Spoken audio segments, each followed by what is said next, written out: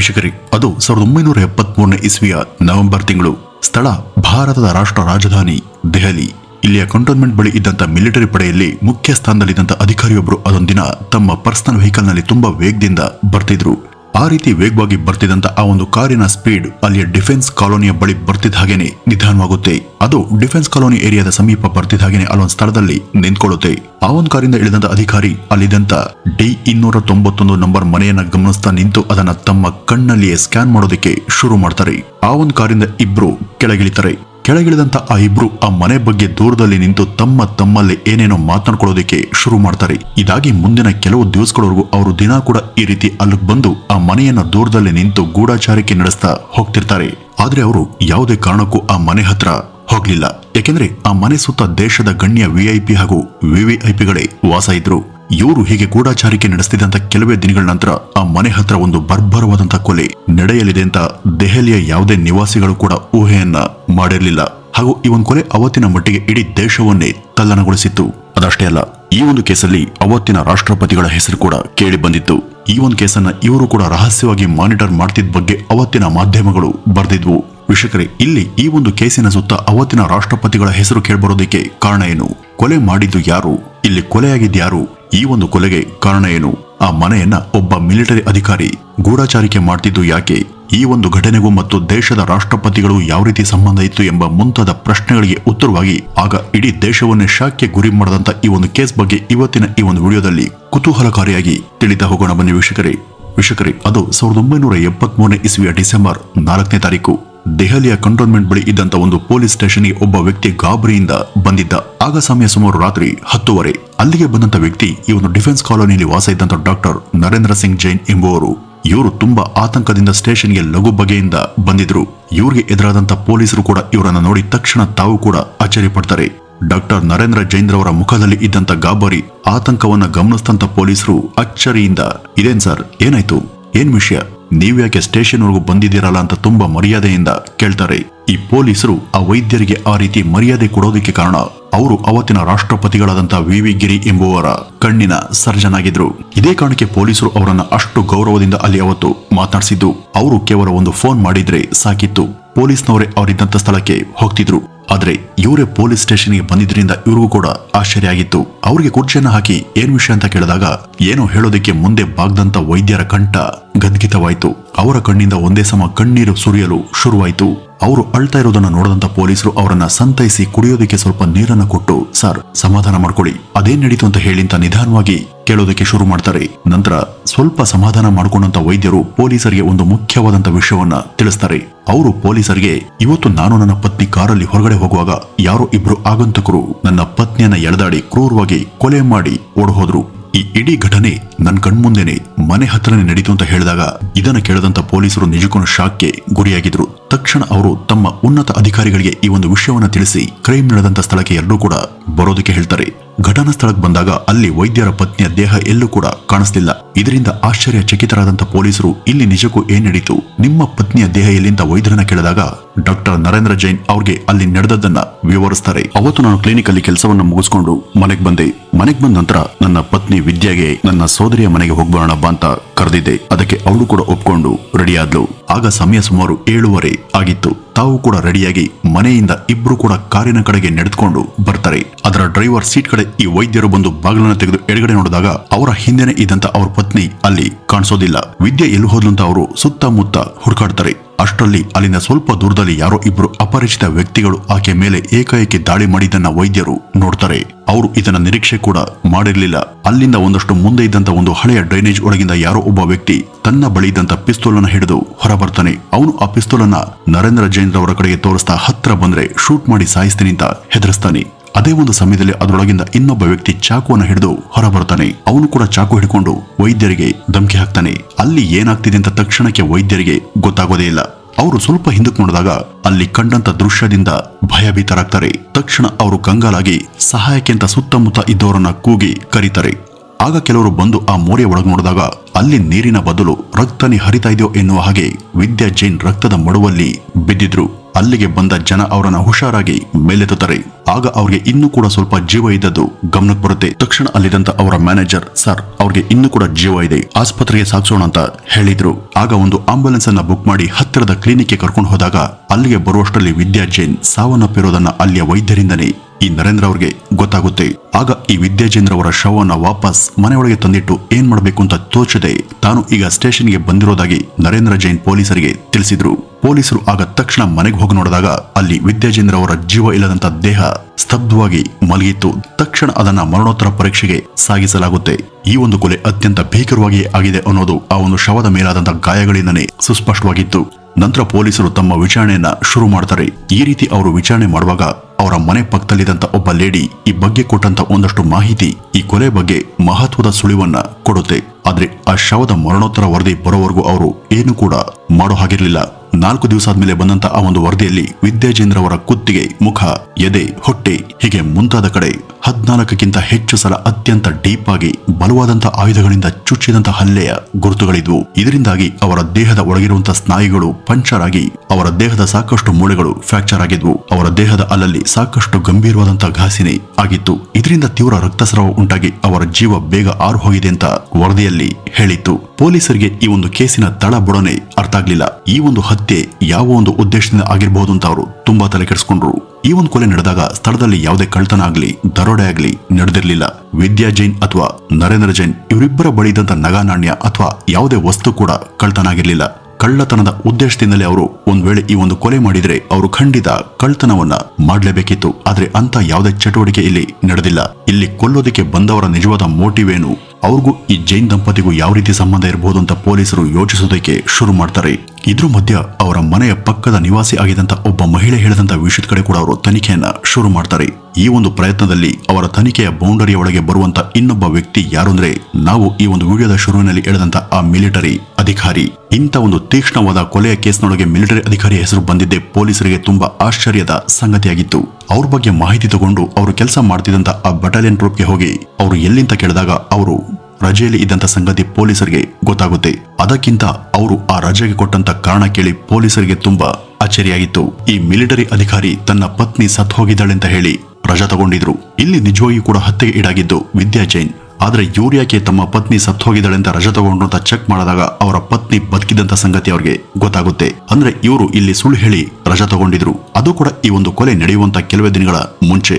ಇವರು 2 ದಿವಸ ರಜಾ ತಗೊಂಡಿದ್ರು. ಆದ್ರೆ ಈ ಒಂದು ಕೊಲೆ ಆದ್ಮೇಲೂ ಕೂಡ ಅವರು ಆ ಒಂದು ರಜಾವನ್ನ ಇನ್ನು ಹೆಚ್ಚಿಸಿದ್ರು. ಈ ಮಿಲಿಟರಿ ಅಧಿಕಾರಿಯ ನಡೆ, ನುಡಿ ಹಾಗೂ ವರ್ತನೆ ಎಲ್ಲ ನೋಡಿದ್ರೆ ಖಂಡಿತ ಇವನ್ಗೂ ಈ ಒಂದು ಕೇಸ್ಗೂ ಏನೋ ಸಂಬಂಧ ಇರಲೇಬೇಕು ಅಂತ ಪೊಲೀಸರು ಭಾವಿಸ್ತಾರೆ.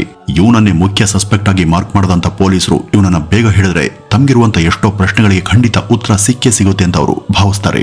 ಈ ಒಂದು ಘಟನೆ ಬಗ್ಗೆ ಪೊಲೀಸರಿಗೆ ಆರಂಭದಿಂದನೂ ಕೂಡ ಸಾಕಷ್ಟು ಗೊಂದಲಗಳು, ಪ್ರಶ್ನೆಗಳು ಕೂಡ ಇದ್ವು. ಅವರು ಈ ಒಂದು ಕ್ರೈಮ್ ಸೀನ್ ನ ಫುಲ್ ಚೆಕ್ ಮಾಡಿದ್ರು. ಶುರುವಿನಲ್ಲಿ ಇಬ್ರು ಕೂಡ ಕಾರ್ ಹತ್ತನೇ ಆ ಒಂದು ಡೋರ್ ಇಂದ ದೂರ ಇದ್ದಂತ ಡ್ರೈನೇಜ್ ವರೆಗೂ ವಿದ್ಯಾರವರ ರಕ್ತದ ಕಲೆಗಳು ಮೂಡಿದ್ವು.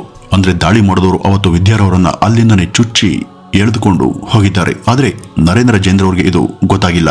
ಆಗ ವಿದ್ಯಾರವರು ಕೂಗಿದ್ದು ನರೇಂದ್ರ ಅವ್ರಿಗೆ ಕೇಳಿಸ್ತಿಲ್ವಾ? ಇದು ಪೊಲೀಸರವ್ರಿಗಿದ್ದಂತ ಮೊದಲನೇ ಅನುಮಾನ. ಇದನ್ನ ನರೇಂದ್ರ ಅವ್ರ ಬಳಿ ಕೇಳಿದಾಗ ನಾನು ಅದನ್ನ ಗಮನಿಸಲಿಲ್ಲ ಅಥವಾ ಆಕೆಯ ಬಾಯನ್ನ ಮುಚ್ಕೊಂಡು ಶಬ್ದ ಬಾರದ ರೀತಿಯಲ್ಲಿ ಅವರು ಹಲ್ಲೆ ನಡೆಸಿ ಅಲ್ಲಿಂದ ಮೋರಿವರೆಗೂ ಎಳೆದುಕೊಂಡು ಹೋಗಿರಬಹುದು ಅಂತ ನರೇಂದ್ರ ಅವರು ಪೊಲೀಸರಿಗೆ ಸಂಶಯ ಕೊಡ್ತಾರೆ. ಸರಿ, ಅದು ಹೋಗ್ಲಿ. ಆ ಡ್ರೈನೇಜ್ ಇಂದ ವಿದ್ಯಾರವರನ್ನ ಹೊರತೆಗೆದಾಗ ಅವರಲ್ಲಿ ಇನ್ನೂ ಕೂಡ ಜೀವ ಇತ್ತು. ಆದ್ರೆ ನೀವು ಅವರನ್ನ ತಕ್ಷಣ ಆಸ್ಪತ್ರೆಗೆ ಸೇರಿಸಲಿಲ್ಲ. ಈ ಬಗ್ಗೆ ನರೇಂದ್ರ ಅವರ ಮ್ಯಾನೇಜರ್, ಸರ್ ಇವರನ್ನ ತಕ್ಷಣ ಆಸ್ಪತ್ರೆಗೆ ಸೇರಿಸಿಂತ ಒತ್ತಾಯ ಮಾಡೋದ್ಮೇಲೆನೆ ನರೇಂದ್ರ ಅವರು ಆಂಬುಲೆನ್ಸ್ ಅನ್ನ ಬುಕ್ ಮಾಡಿ ಆಸ್ಪತ್ರೆಗೆ ಹೋಗ್ತಾರೆ. ಸ್ವತಃ ನರೇಂದ್ರ ಅವರೇ ಒಬ್ಬ ಸರ್ಜನ್. ಈ ರೀತಿ ಇದ್ರೂ ಕೂಡ ಅವ್ರು ಯಾಕೆ ಚೆಕಪ್ಗೆ ಮುಂದಾಗ್ಲಿಲ್ಲ? ಅಲ್ಲಿಯೇ ಪ್ರಥಮ ಚಿಕಿತ್ಸೆ ಕೊಟ್ಟು ಆಕೆನ ಬದುಕಿಸೋದಿಕ್ಕೆ ಅವರು ಪ್ರಯತ್ನವನ್ನ ಮಾಡಬಹುದಿತ್ತು. ಆದ್ರೆ ಅವರು ಆ ರೀತಿ ಮಾಡಲಿಲ್ಲ. ಇನ್ನು ಮೂರನೇದು, ಕೊಲೆ ಮಾಡೋದಕ್ಕೆ ಬಂದಂತ ವ್ಯಕ್ತಿಗಳನ್ನ ಇವ್ರು ಯಾಕೆ ತಡೆಯಲಿಲ್ಲ ಅಥವಾ ಹಿಡಿದು ಅಲ್ಲೇ ಬಂಧಿಸಲಿಲ್ಲ? ಹಾಗೂ ಹತ್ರದಲ್ಲೇ ಸಾಕಷ್ಟು ದೊಡ್ಡ ಆಸ್ಪತ್ರೆಗಳು ಕೂಡ ಇದ್ವು. ಹೀಗಿರುವಾಗ 10 ಕಿಲೋಮೀಟರ್ ದೂರದ ಒಂದು ಸಣ್ಣ ಕ್ಲಿನಿಕ್ ವರೆಗೂ ಅವರನ್ನ ಈ ಒಂದು ಸ್ಥಿತಿಯಲ್ಲಿ ಕರ್ಕೊಂಡು ಹೋಗುವಂತ ಅಗತ್ಯ ಆದ್ರೂ ಏನಿತ್ತು? ಇಷ್ಟೆಲ್ಲ ಪ್ರಶ್ನೆಗಳು ಪೊಲೀಸರ ತಲೆಯಲ್ಲಿ ಸುಳಿದಾಡ್ತಾ ಇದ್ವು. ಇವೆಲ್ಲವನ್ನು ಕೂಡ ನರೇಂದ್ರ ಅವ್ರ ಬಳಿ ಕೇಳಿದಾಗ ಇವುಗಳ ಬಗ್ಗೆ ಯಾವುದೇ ತರಹದ ಸಮರ್ಪಕ ಉತ್ತರವನ್ನು ಅವರು ಕೊಡ್ಲಿಲ್ಲ. ಹೀಗಾಗಿ ಇಲ್ಲಿ ಇವರನ್ನು ಕೂಡ ಸಸ್ಪೆಕ್ಟ್ ಅಂತಾನೆ ಭಾವಿಸಿ ಪೊಲೀಸರು ಪ್ರತ್ಯೇಕವಾಗಿ ವಿಚಾರಣೆಯನ್ನ ಶುರು ಮಾಡ್ತಾರೆ. ಇಲ್ಲಿ ಪೊಲೀಸರು ನರೇಂದ್ರ ಅವ್ರ ಮೇಲೆ ಅನುಮಾನ ಪಡೋದಕ್ಕೆ ಇನ್ನೂ ಒಂದು ಮುಖ್ಯ ಕಾರಣ ಇತ್ತು. ನಾವು ಈ ಒಂದು ವಿಡಿಯೋದ ಒಂದ್ ಕಡೆ ಈ ಒಂದು ಘಟನೆ ನಡೆದ ನಂತರ ಮನೆ ಹತ್ರ ಪಕ್ಕದ ಒಬ್ಬ ಹೆಂಗಸು ಪೊಲೀಸ್ಗೆ ಕೊಟ್ಟಂತ ಆ ಒಂದು ಮಾಹಿತಿ ಈ ಕೊಲೆಯ ಸುಳಿವನ್ನ ನೀಡಿತು ಅಂತ ಹೇಳಿದ್ವಲ್ಲ, ಆಕೆ ಹೇಳಿದಂತ ವಿಷಯವನ್ನ ಆಧರಿಸಿ ಪೊಲೀಸರು ತಮ್ಮ ಇನ್ವೆಸ್ಟಿಗೇಷನ್ ಅನ್ನ ಶುರು ಮಾಡ್ತಾರೆ. ಇಷ್ಟಕ್ಕೂ ಆ ಮಹಿಳೆ ಹೇಳಿದ್ದು ಏನಪ್ಪಾ ಅಂದ್ರೆ, ಆ ನರೇಂದ್ರ ಅವರು ತಮ್ಮ ಪತ್ನಿಗೆ ವಂಚನೆ ಮಾಡ್ತಿದ್ದಾರೆ, ಅವ್ರಿಗೆ ಬೇರೊಂದು ಅಕ್ರಮ ಸಂಬಂಧ ಇರೋದೇ ಬಹುಶಃ ಇದಕ್ಕೆಲ್ಲ ಕಾರಣ ಅನ್ನೋದು ಆ ಮಹಿಳೆಯ ಅಭಿಪ್ರಾಯ ಆಗಿತ್ತು. ಈ ಒಂದು ವಿಷಯವನ್ನ ನರೇಂದ್ರ ಅವರು ಮೊದಲು ಪೊಲೀಸ್ಗೆ ಹೇಳಿರ್ಲಿಲ್ಲ. ಆದ್ರೆ ಯಾವಾಗ ನರೇಂದ್ರ ಅವರ ನಡೆ ನುಡಿ ಇವೆಲ್ಲ ಅನುಮಾನಾಸ್ಪದವಾಗಿ ತೋರ್ತೋ ಆಗ ಅವರು ವಿಚಾರಣೆ ಸಮಯದಲ್ಲಿ ಈ ಬಗ್ಗೆ ಕೇಳಿದ್ರು. ಪೊಲೀಸರಿಗೆ ಈ ಒಂದು ವಿಷಯ ಗೊತ್ತಾಗುತ್ತೆ ಅಂತ ನರೇಂದ್ರ ಅವರು ಅಂದ್ಕೊಂಡಿರ್ಲಿಲ್ಲ. ಹೀಗಾಗಿ ಈಗ ಅವರು ವಿಧಿಯಿಲ್ಲದೆ ನಡೆದಂತ ಪ್ರತಿಯೊಂದನ್ನು ಕೂಡ ಪೊಲೀಸರಿಗೆ ಹೇಳೋದಕ್ಕೆ ಶುರು ಮಾಡ್ತಾರೆ. ಈಗ ಈ ನರೇಂದ್ರ ಅವರಿಂದ ಸಿಕ್ಕಂತ ಮಾಹಿತಿಗಳು ಹಾಗೂ ಪೊಲೀಸ್ನವರು ತಮ್ಮ ತನಿಖೆ ಮೂಲಕ ಹೊರತೆಗೆದಂತ ವಿಷಯಗಳು ಈ ರೀತಿ ಇದ್ವು. ವೀಕ್ಷಕರೇ, ಆರಂಭದಲ್ಲಿ ಈ ನರೇಂದ್ರ ಜೈನ್ ಹಾಗೂ ವಿದ್ಯಾ ಜೈನ್ ದಂಪತಿ ತುಂಬಾ ಸಂತೋಷದಿಂದನೇ ಜೀವನ ಮಾಡ್ತಿದ್ರು. ಇಲ್ಲಿ ಯಾವುದೇ ಕೊರತೆ ಇರಲಿಲ್ಲ. ಹೀಗಿರುವಂತ ಸಮಯದಲ್ಲಿ ಅವರ ಜೀವನದಲ್ಲಿ ವಿಧಿ ಚಂದ್ರೇಶ್ ಶರ್ಮಾ ಅನ್ನುವ ವ್ಯಕ್ತಿಯ ರೂಪದಲ್ಲಿ ಆಟಾಡೋದಕ್ಕೆ ಶುರು ಮಾಡುತ್ತೆ. ಈ ಚಂದ್ರ ಶರ್ಮಾ ಅಲ್ಲಿದ್ದಂತ ಒಬ್ಬ ಲೇಡಿ ಅಧಿಕಾರಿ. ಇವರು ನರೇಂದ್ರ ಅವರ ಆಸ್ಪತ್ರೆಯಲ್ಲಿ ಸ್ಟಾಫ್ ಆಗಿ ಹಾಗೂ ಅವರ ಸೆಕ್ರೆಟರಿ ಕೆಲಸವನ್ನ ಮಾಡ್ಕೊಂಡಿದ್ರು. ಇವ್ರಿಗೆ ಈಗಾಗಲೇ ಒಂದ್ಸಲ ಮದುವೆಯಾಗಿ ಡಿವೋರ್ಸ್ ಆಗಿದಂತ ಇವರು ನರೇಂದ್ರ ಜೈನ್ ಅವರನ್ನ ಮರು ಮದುವೆ ಆಗೋದಕ್ಕೆ ಬಯಸಿದ್ರು. ಸುಂದರವಾದಂತ ಉದ್ಯೋಗ, ಪತ್ನಿ ಎಲ್ಲ ಇದ್ರೂ ಕೂಡ ಈ ನರೇಂದ್ರ ಅವರು ಈ ಚಂದ್ರೇಶ್ವರ ಮೋಹಪಾಶಕ್ಕೆ ಸಿಲುಕಿ ಅವ್ರ ಜೊತೆ ಅಕ್ರಮ ಸಂಬಂಧವನ್ನ ಕಾಯ್ದುಕೊಳ್ತಾ ಬಂದಿದ್ರು. ಈ ಚಂದ್ರೇಶ್ ಶರ್ಮಾ ಯಾವಾಗ ಈ ನರೇಂದ್ರ ಅವರನ್ನ ಮದುವೆ ಆಗುವಂತ ಆಸೆಯನ್ನ ವ್ಯಕ್ತಪಡಿಸಿದ್ರು, ಇದ್ರ ಬಗ್ಗೆ ಗೊತ್ತಾದಂತ ವಿದ್ಯಾ ಜೈನ್ ಅವರನ್ನ ತಕ್ಷಣ ಕೆಲಸದಿಂದ ವಜಾ ಮಾಡಿ ಮನೆಗೆ ಕಳಿಸಿದ್ರು. ಆದ್ರೂ ಕೂಡ ಇವರಿಬ್ಬರ ನಡುವಿನ ಸಂಬಂಧ ಗುಟ್ಟಾಗಿ ಮುಂದುವರೆದೇ ಇತ್ತು. ನಂತರ ಈ ಚಂದ್ರೇಶ್ ಈ ಎಲ್ಲ ವಿಷಯಗಳನ್ನು ಕೂಡ ತನ್ನ ಪಕ್ಕದ ಮನೆಯ ಆ ಹೆಂಗಸಿನ ಜೊತೆ ಶೇರ್ ಮಾಡ್ಕೊಂಡಿದ್ಲು. ಈಗ ಈ ಒಂದು ವಿಷಯವನ್ನೇ ಆ ಹೆಂಗಸು ಪೊಲೀಸರಿಗೆ ವಿಚಾರಣೆ ವೇಳೆ ತಿಳಿಸಿದ್ದು.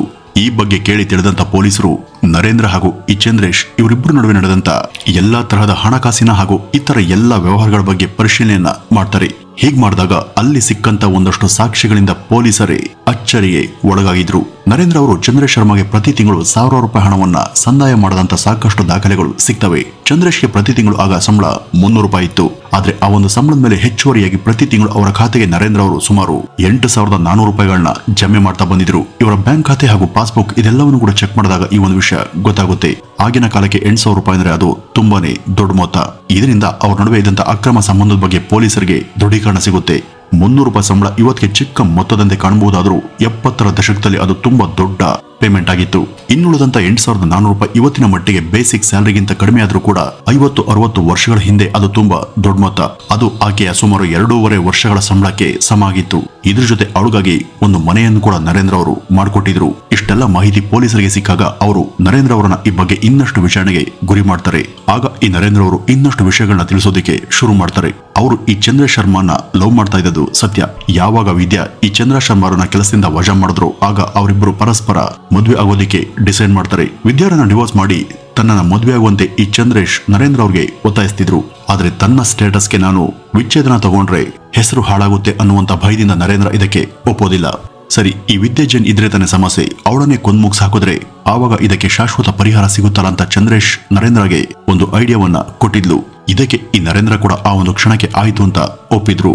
ಆಗ ಅವರು ಈ ಒಂದು ಕೆಲಸಕ್ಕೆ ತನಗೆ ಪರಿಚಯ ಇದ್ದಂತ ರಾಕೇಶ್ ಕೌಶಿಕ್ ಎಂಬಾತನನ್ನ ಭೇಟಿ ಮಾಡಿ, ನೋಡಪ್ಪ, ನಿನ್ಗೆ ನಾನು ಏನ್ ಬೇಕೋ ಅದನ್ನ ನೋಡ್ಕೊಳ್ತೀನಿ, ನೀನು ನಾನು ಹೇಳಿದಂತ ಕೆಲಸವನ್ನ ಮಾಡ್ಕೊಡು ಅಂತ ಹೇಳಿದ್ರು.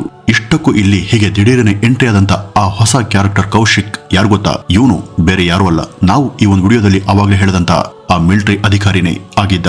ಇವನು ಅಧಿಕಾರಕ್ಕೆ ಅಥವಾ ಆ ಒಂದು ಸ್ಥಾನಮಾನಕ್ಕೆ ಬರಬೇಕಾದ್ರೆ ಈ ದೇಶಕ್ಕಾಗಿ ತನ್ನ ಪ್ರಾಣ ಬೇಕಾದ್ರೂ ಕೊಡ್ತೀನಿ ಅಂತ ಸಂವಿಧಾನ ಹಾಗೂ ಕಾನೂನಿನ ಮೇಲೆ ಪ್ರಮಾಣ ಮಾಡಿ ಬಂದಿರ್ತಾನೆ. ಆದ್ರೆ ಇವನು ಮಿಲಿಟರಿಲಿ ಇಟ್ಕೊಂಡು ಎಂಜಲು ಕಾಸಿಗೆ ನಾಲ್ಗೆ ಚಾಚಿದ್ದು ಅತ್ಯಂತ ನಾಚಿಕೆಗೇಡಿನ ಸಂಗತಿ. ಈಗ ಈ ಕೆಲಸಕ್ಕೆ ಒಪ್ಪಿದಂತ ಇವನು ತನಗೆ ಗೊತ್ತಿದ್ದಂತ ಕರಣ್ ಸಿಂಗ್ ಎಂಬಾತನನ್ನ ಭೇಟಿಯಾಗಿ ಈ ಒಂದು ಕೆಲಸ ಮಾಡೋದಕ್ಕೆ ಆಗುತ್ತೋ ಅಂತ ಕೇಳಿದ್ದ. ಆಗ ಆ ಕರಣ್ ಸರಿ, ಯಾವುದಕ್ಕೂ ಒಂದ್ಸಲ ಯೋಚನೆ ಮಾಡಿ ತಿಳಿಸ್ತೀನಿ ಅಂತ ಹೇಳಿದ್ದ. ಆಗ ಅವನು ಚಂದ್ರ ಶರ್ಮಾ ಹತ್ರ ಬಂದು ಈ ಬಗ್ಗೆ ಮಾತನಾಡಿ ನಾನು ಈ ಒಂದು ಕೆಲಸಕ್ಕೆ ರೆಡಿ ಅಂತ ಹೇಳಿದ್ದ. ಆಗ ಅವನಿಗೆ ಆ ಒಂದು ಕಾಲಕ್ಕೇನೆ ಸುಮಾರು ₹20,000 ಈ ಒಂದು ಕೊಲೆಗೆ ಸುಪಾರಿಯನ್ನ ಕೊಡಲಾಗಿತ್ತು.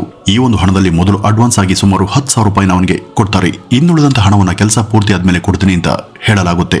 ಆದ್ರೆ ಈ ಕರಣ್ 10,000 ತಗೊಂಡು ಕೆಲಸ ಮಾಡ್ಕೊಡ್ತೀನಿ ಅಂತ ನಂಬಿಸಿ ಅಲ್ಲಿಂದ ನಾಪತ್ತೆ ಆಗ್ತಾನೆ. ಈಗ ವಿಧಿ ಇಲ್ಲದೆ ಕೌಶಿಕ್ ಈ ಒಂದು ಕೆಲಸಕ್ಕೆ ರಾಮ್ ಕಿಶನ್ ಎನ್ನುವಂತ ಟೀನೇಜ್ ಹುಡುಗನನ್ನ ಅರೇಂಜ್ ಮಾಡ್ತಾನೆ. ಇದೆಲ್ಲ ಆಗಿದ್ದು 1973ರ ಸೆಪ್ಟೆಂಬರ್ನ ಸಮಯದಲ್ಲಿ.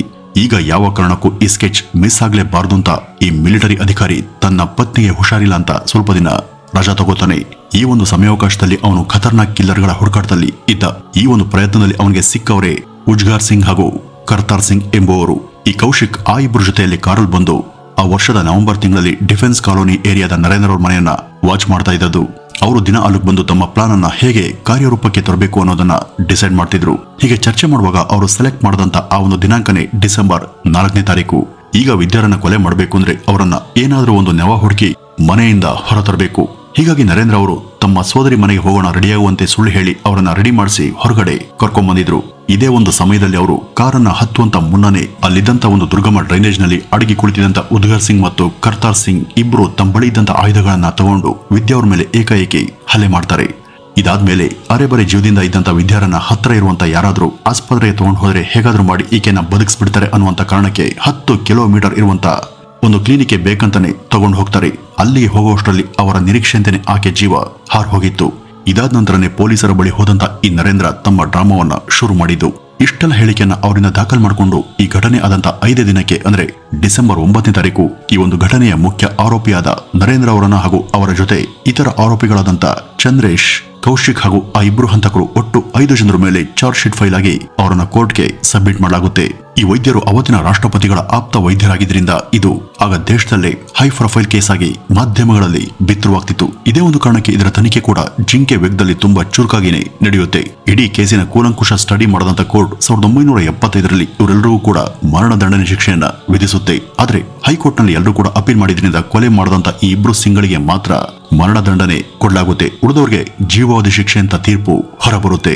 ಆದ್ರೆ ಅವರ ಸನ್ನಡತೆ ಆಧಾರದ ಮೇಲೆ 11 ವರ್ಷಗಳ ನಂತರ ಚಂದ್ರೇಶ್ ಶರ್ಮಾ ಹಾಗೂ ನರೇಂದ್ರ ಜೈಲಿನಿಂದ ಬಿಡುಗಡೆ ಆಗ್ತಾರೆ. ಇಲ್ಲಿಂದ ಸುಮಾರು 52 ವರ್ಷಗಳ ಹಿಂದೆ ಅಂದ್ರೆ ಸುಮಾರು ಅರ್ಧ ಶತಮಾನದ ಹಿಂದೆ ಆಗಿದ್ದಂತ ಈ ಒಂದು ಕೇಸ್ ಆಗ ಭಾರತಾದ್ಯಂತ ತುಂಬಾ ದೊಡ್ಡ ಮಟ್ಟದಲ್ಲಿ ಸದ್ದನ್ನ ಮಾಡದಂತ ಪ್ರಕರಣ. ವೀಕ್ಷಕರೇ, ಈ ಇಡೀ ಕೇಸಿನ ಬಗ್ಗೆ ನಿಮ್ಗೇನನ್ಸುತ್ತೆ? ಇಲ್ಲಿ ಈ ಇಡೀ ಹತ್ಯೆಯನ್ನ ಸ್ಕೆಚ್ ಹಾಕಿದ್ದು ಚಂದ್ರೇಶ್ ಶರ್ಮಾ. ಈಕೆ ಇಲ್ಲಿ ಮೊದಲು ಈ ಒಂದು ಕೆಲಸದ ಬಗ್ಗೆ ನರೇಂದ್ರ ಅವರನ್ನ ಪ್ರಚೋದನೆ ಮಾಡಿದ್ದು. ಅದರಂತಾನೆ ಮಿಲಿಟರಿ ಅಧಿಕಾರಿಯಾದಂತ ಈ ಕೌಶಿಕ್ ಕೂಡ ಇಲ್ಲಿ ಬುಕ್ ಆಗಿ ಈ ಒಂದು ದ್ರೋಹದ ಕೆಲಸಕ್ಕೆ ಕೈ ಜೋಡಿಸಿದ್ದು. ಆದ್ರೆ ಸುಪಾರಿ ಹಂತಕರಾದಂತ ಈ ಸಿಂಗ್ಗಳಿಗೆ ಮಾತ್ರ ನೇಣು ಹಾಕಿದ್ದು ಸರಿನಾ? ಇವರನ್ನೆಲ್ಲ ಕೇವಲ ಜೀವಾವಧಿ ಶಿಕ್ಷೆ ಗುರಿ ಮಾಡಿದ್ದು ಎಷ್ಟು ಸರಿ? ಇಲ್ಲಿ ಹೆಚ್ಚಿನ ತಪ್ಪು ಯಾರದ್ದು? ಹಾಗೂ ನರೇಂದ್ರ ಅವರು ಇಲ್ಲಿ ರಾಷ್ಟ್ರಪತಿಗಳ ಆಪ್ತ ವೈದ್ಯರಾಗಿದ್ರು ಕೂಡ ಪತ್ನಿಯನ್ನೇ ಅಕ್ರಮ ಸಂಬಂಧದ ಕಾರಣದಿಂದಾಗಿ ಸುಪಾರಿ ಕೊಟ್ಟು ಕೊಂದದ್ದು ಎಷ್ಟು ಅಸಹ್ಯಕರ ಅಲ್ವಾ? ಇಂಥವ್ರು ಈಗಲೂ ಕೂಡ ನಮ್ಮ ನಡುವೆನೇ ಇದ್ದಾರೆ ಅಂತ ಹೇಳ್ತಾ ಈ ಒಂದು ವಿಡಿಯೋವನ್ನ ಇಲ್ಲಿಗೆ ಮುಗಿಸೋಣ. ನಮಸ್ಕಾರ.